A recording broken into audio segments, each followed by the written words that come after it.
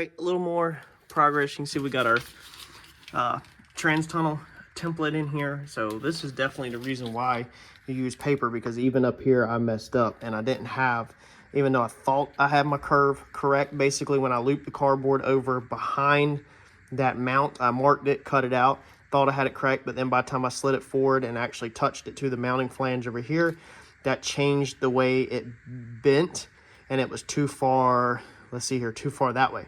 So I had to do a big notch, readjust it, because you want it to hit your mounting flanges perfect on each side pretty much. And then I had to retape it back up. So that's the reason why I use cardboard now, or poster board, to mark stuff up. You can get this at Walmart in like the arts and crafts section. This is really thin stuff. It's not like poster board.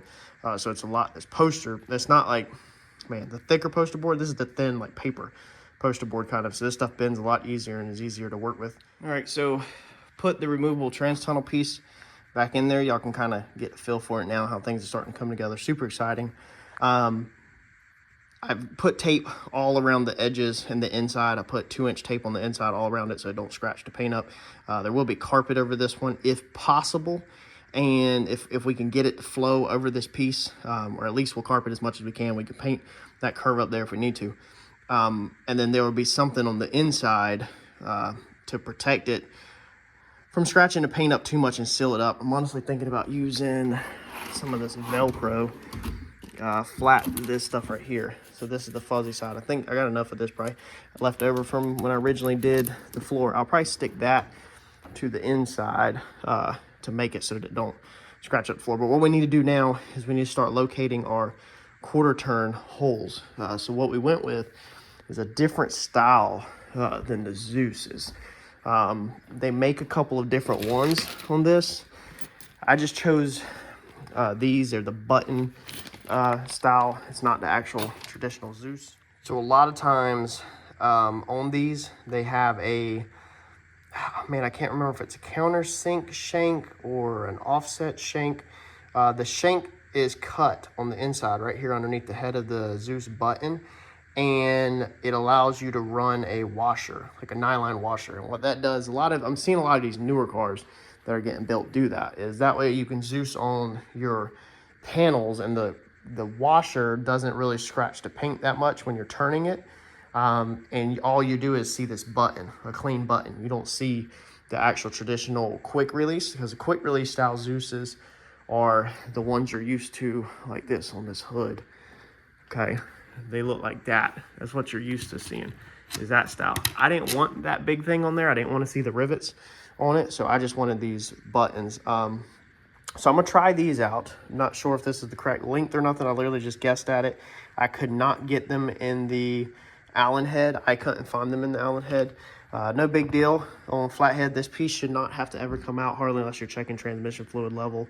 And that shouldn't be that often if you don't have no leaks or nothing. You shouldn't really have to take this piece out of the car. Now that does clear the shifter, but it's very tight. You have to dive it. So you dive it straight in and it rolls in there and it clears it. But the goal here is when we're done is just to have the little button showing, the little back button, and not a whole Dzus piece. So I'm gonna basically start drilling 1/8 inch holes where I want that quarter turn button to go. And that's gonna be my locating thing, and I'll Cleco it, and I'll do all the 1/8 inch holes around it with Clecos first, and then if everything looks good and all that matches up, then we will back off the Clecos and drill out the hole for the size of the button, and then we'll take it all back out, and then we'll go in there and put the springs right inside the hole. We should be able to put everything back together at that point, just turn them right in. So let's roll. All right, Cleco in all your pieces. That way it don't move, and now you have everything squished in the pattern that it needs to be.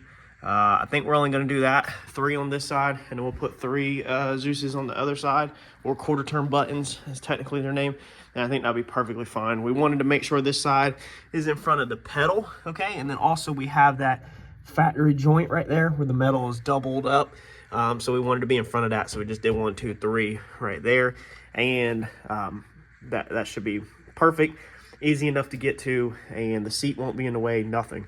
Like that should be very smooth to get in and out. I'm going to tell you that these little quarter turn buttons, this is all I got right here, $50. So some of these are as high as $3, or I'm sorry, $9 for 3 of them. So these button style things can get very, very expensive versus the traditional Dzus. But this is what I wanted for a clean look, so this is what I did. All right, so what I do, because this can be a little tricky if you're in a position like this, to make sure your spring is perfectly centered in this situation, I have, of course, drilled the hole big enough for that. I think that was 11/32, maybe it's smaller, I can't remember. Drilled it through the body of the car plus the trans tunnel. But then you want to open up the body of the car a little bit bigger so that you have a little bit of margin for error. So when you go to center your spring in there, obviously if that hole is bigger than the shank, then you can't use the shank to center it. So what I do is I come on the backside with the traditional Dzus. Now they make a tool for this, all kinds of tools. I think CJ Race Cars has one. But what I do is just take an old Dzus and come from the backside and then literally just stick it on there like this, okay? And then the Dzus is sticking out, all right? And then when you do that, I can't do it with 2 hands right here. You'll simply take your spring. Now you're not gonna lock it in. You're not trying to twist it from the backside or nothing, but you're just simply gonna take your spring and sit it right here like this inside that Dzus slot. Okay, that's all you're gonna do. That's gonna center it inside there. If you can turn it and lock it in from the backside of the panel, that's amazing. But in this situation, I can't. So I'm holding the Dzus with my right hand on the backside and then holding the spring with my left hand. Now, normally I can get it turned just a little where the Dzus would kind of hold itself, or then I'll take my right hand and take the Dzus out. So if you're holding the spring with your left hand, you have the Dzus on the back side of the panel with your right hand. Then take your right hand, when you're putting pressure with the spring, left hand, right hand, take the Dzus out, and then your right hand is free to pick up your drill and just use the Dzus as an alignment point to just scar the paint so you can see how. Then move the spring out the way, or use the spring, not the Dzus. Use the spring as alignment point so you can get straight on there. Drill your holes through there and then put it on the backside and rivet it just like that. Bingo. All right, so I gotta go do all of these and then we're gonna see if our tunnel fits in there. Now, mock-up without the tunnel on, that does go in there and it does lock. It's not super loose, it's a tad tight to get it in, so we might need, honestly, longer reach buttons, quarter turn buttons. But what I am doing is I am going in here on the vise. I have to put the phone down, but I'm putting the spring in there like that, and I'm squishing it all the way in as tight as I can go. They also make a tool to adjust these, okay? When you squish the spring like this, you're taking away some of the spring rate. However, that's how the front of my car is done right here for the front bumper. These Dzus, or these springs, are literally almost squished flat. So I squished the piss out of these because the mounting tabs were so thick, and then plus the distance through the bumper. You can calculate the measurements of how thick you need your spring and how thick you need your button, but I've never done that. I've always just got away with adjusting the springs myself. Only squishing the spring because for my application, the spring is a little too fat, a little too far away for the shank of the Dzus button. Now when I ordered the Dzus button, I think I ordered a 0.375, which says on the racecar website I ordered it from, I can't remember what website I ordered it from, it says that was the most common button fastener. And so I figured, well, most of the time the most common ones are gonna be for fiberglass trunk lids or fiberglass hoods, stuff like that. And I figured that the thickness of that 22 gauge sheet metal plus carpet would be about the thickness of a fiberglass piece. So I figured I would be close to the money on it, but I didn't order springs because I knew I already had springs left over from the past.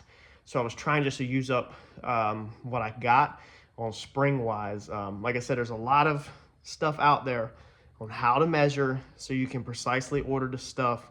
For me, we're gonna build another car on the channel, so anything I have overstock, if it's the wrong length buttons or anything like that, it'll get used on something else. All right, so they're in there.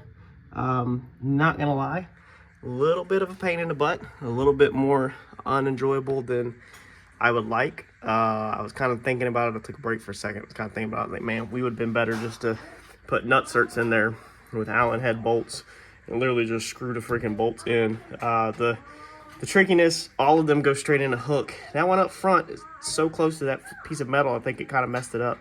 I got them all hooked in though, but there's definitely two that you got to like fight with. And then I think really needed to left the spring all the way out and just get longer shanks on the buttons. When you squish that spring, you definitely lose that springy pull feel, and it's more like a lock, and then some of them actually don't lock. But when the carpet wraps around the edge and underneath it, we'll then see what the thickness, you know, does, because obviously the ones that are really hard to get in now are definitely not going to go in with the thickness of the carpet on there also. What you doing down there, JoJo? That's it. It kind of down there. Huh? Playing? But this side, all the buttons are in. So they're in there. She's nice and solid.